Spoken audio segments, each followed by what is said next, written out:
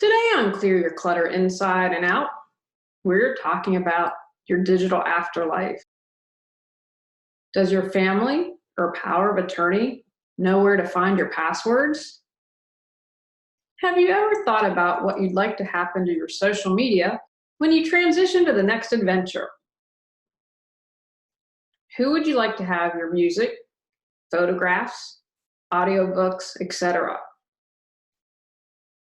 Learn how to prepare for your digital afterlife as we continue our month focusing on going with grace. Does your clutter own you? On Clear Your Clutter Inside and Out, we'll teach you how to become aware of your clutter along with action steps to declutter and create the life you desire. Come on, let's get started.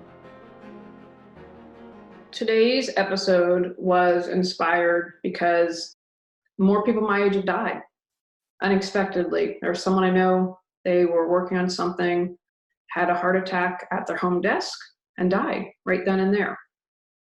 I had another friend who is my age who died unexpectedly, and their social media stuff is still up. They obviously didn't plan for it. It perhaps is something the family didn't think of. And it just is kind of there. And some people might be okay with that. Others might not, especially if your stuff is private. My stuff is public because I figure that there's some hacker out there who can get into it no matter what. And so I thought, as long as my guideline is it's okay with being printed on the front of the New York Times, then we're good to go. So I just keep everything public, because it just doesn't make sense to me to hide stuff. So anyway, but more and more social media, I hope we are on the pendulum is starting to shift back to not being on social media so much. But anyway, that's kind of where we are. When we went with my parents, my father's great. He has no social media. My mom had the Facebook page, which love you, Mom. And so that was one of the questions when we met with the attorney and accountant, my father, what do you want? How about your online accounts passwords? Have you made a document for us for that? Most people these days will have something that is digital or online. That's just the reality. You might not be on social media. If you have elderly parents, there is a decent chance. And with our age and everyone below, they're going to have something that's online.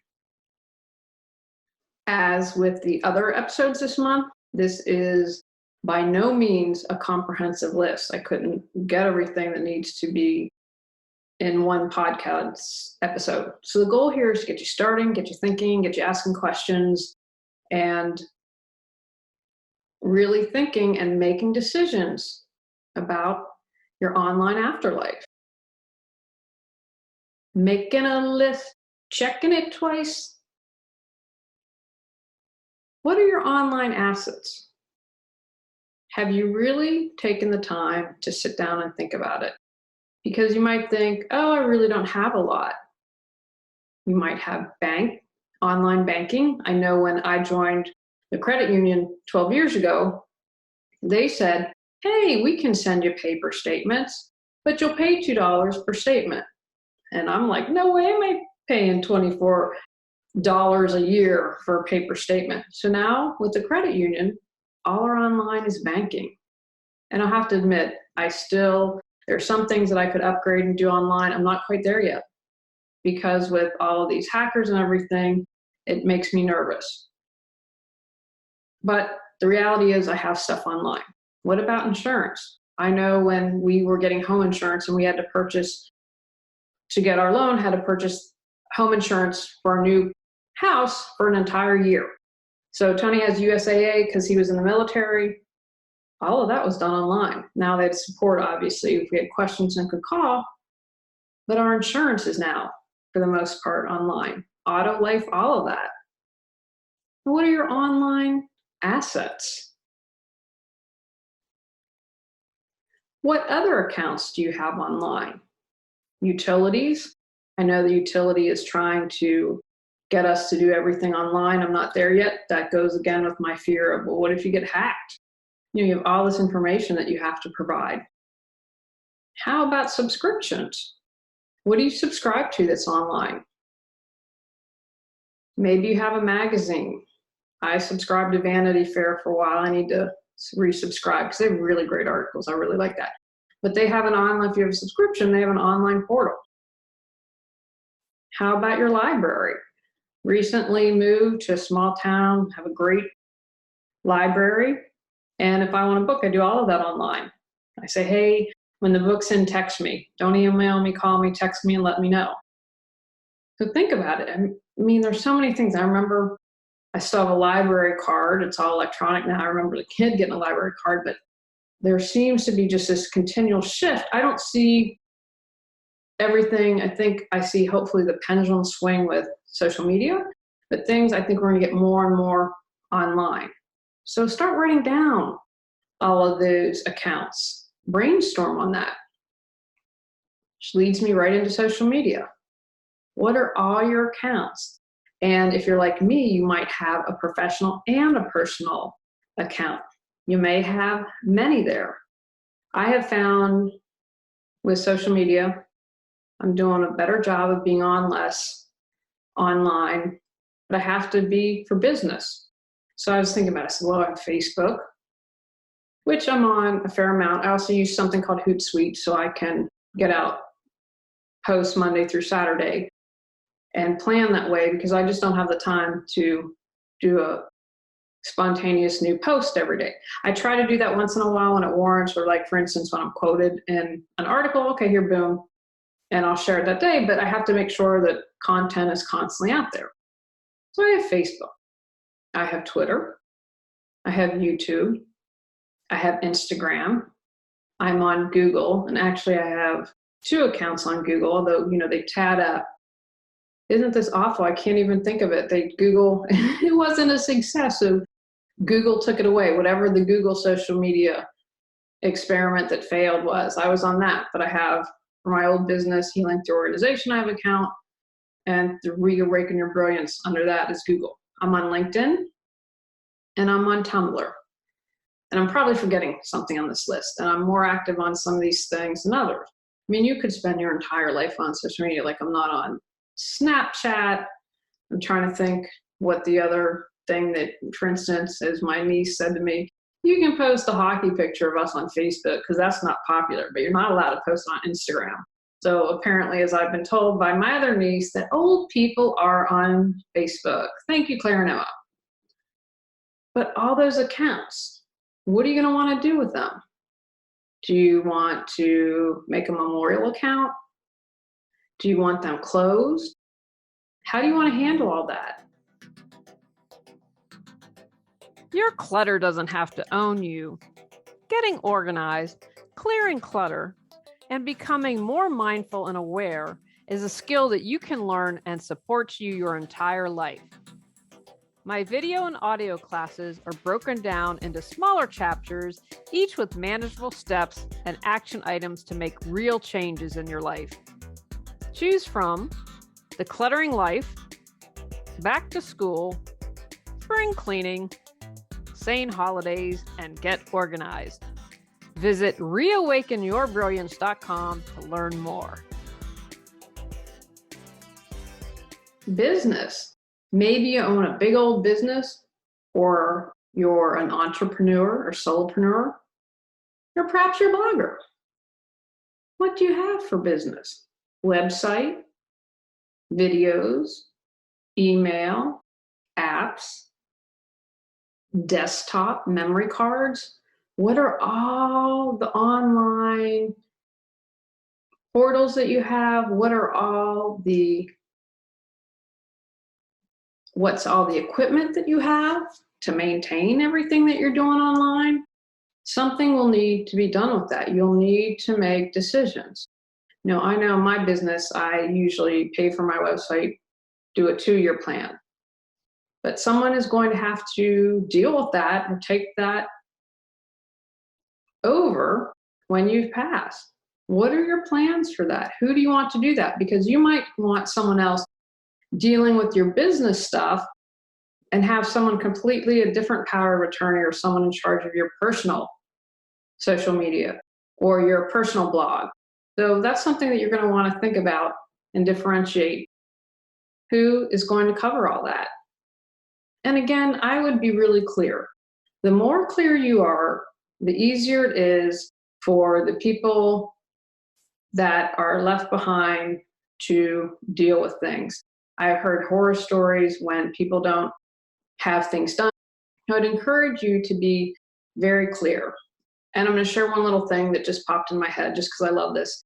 There was Keanu Reeves on Stephen Colbert, and if you didn't see this, Stephen Colbert asked him, well, Keanu, what do you think what happens when someone dies?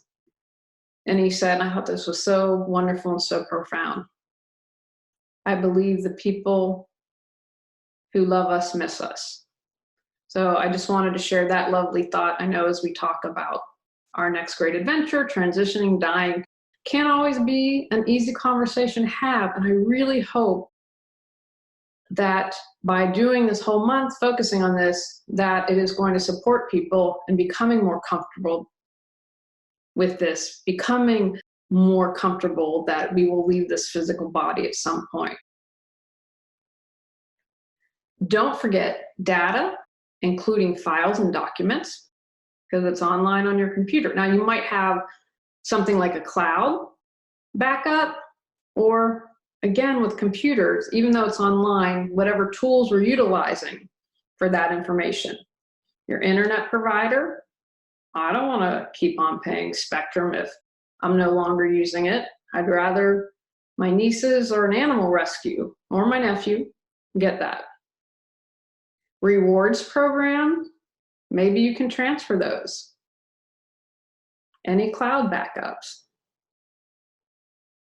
In business and personal, you probably have email, right? What do you want with all those correspondence? They might have, I know I try to do a really good job of going through my email periodically. I have 3 emails, and well, actually now 4, the volunteer group that I work with, Pause for Life in North Carolina.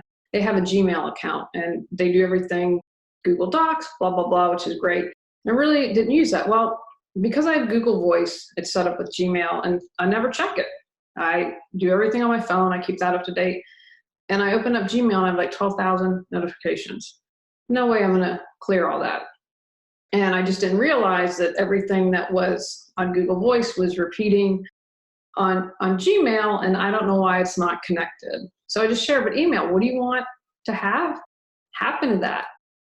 What about online communities? Maybe you have shared intimate information. I know in some of the groups I'm on, people have shared what I consider to be very personal information. Perhaps if when they go, they don't want that information shared.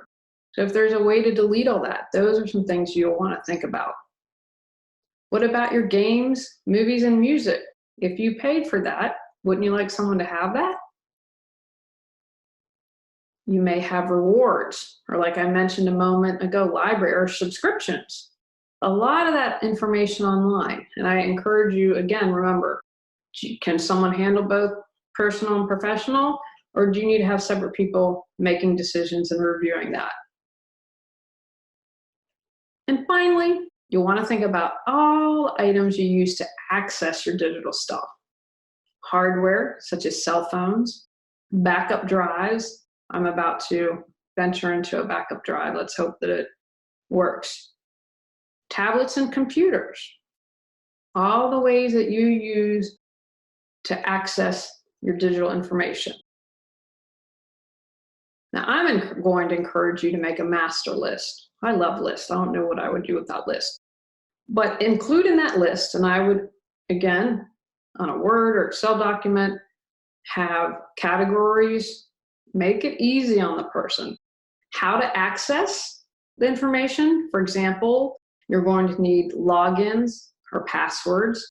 If you have gotten a tool such as LastPass and have one major password and it connects with everything, that'll make it easier. But give the login, have the link, so boom, they can log in right away. Make it as easy on people as possible. Because remember, you're gone. You're not around in physical form anymore, and they will be heartbroken. So allow them, give them the gift of allowing them to grieve. Take the time to contemplate about what you'd really like done with all your accounts, especially really public items like social media. And as you're thinking about that, do you want an online memorial? Something like legacy.com. Maybe you would like to share with people some ideas that are really important for you. And that way, not only people that you're close with, but others might be able to access that. Who do you want to be in charge? As I've mentioned, you may have someone handling your digital footprint that's separate from the person who's in charge of your estate, because there might be decisions that have to be made when you're gone. I really encourage you to take the time, figure out your online afterlife.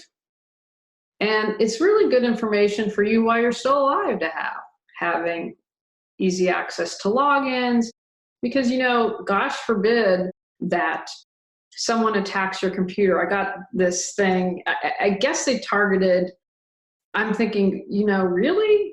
I'm who you want to target? I think you'd want to target someone with big bucks, but hey, I'm not a criminal, so I don't know. They claim to have pictures of me doing something that I would not want to be made public. And I kind of cracked up. I'm like, well, first of all, you're my spam file. But it's one of those things, they have held people hostage and have threatened to do it. And I really was like, okay, hey, release it. Maybe I'll get some more fans. But I'm like, I'm not paying you. I think $1,000, whatever it was. So anyway, they target people, but they could potentially harm your computer. If you have a list of your login, your password, I know on Mac they have keychain, but I'm not opposed to keychain. Can be okay. I think in addition to keychain, having a list is nice. It have website, login, password, boom, all the information you need is right there. So if perhaps you can't access something online and you need to go to another computer, you have all the information you need. So I'm a huge fan of, print it out if you'd like and have a paper copy, keep it with all of your estate documents. I think that that's a really good idea. Or an estate planning folder that is not online, that's just on your computer that you can easily access. I'm a huge fan of that. Take action from today's podcast. Create a list of your digital assets.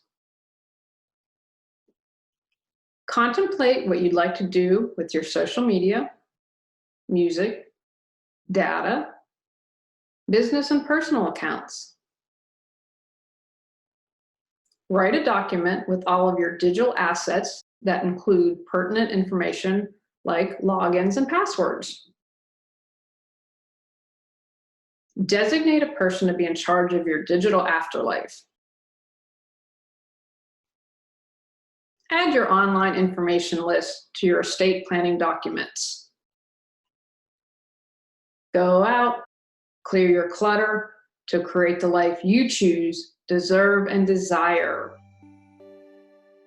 Clearing your clutter allows you to share your gifts with the world.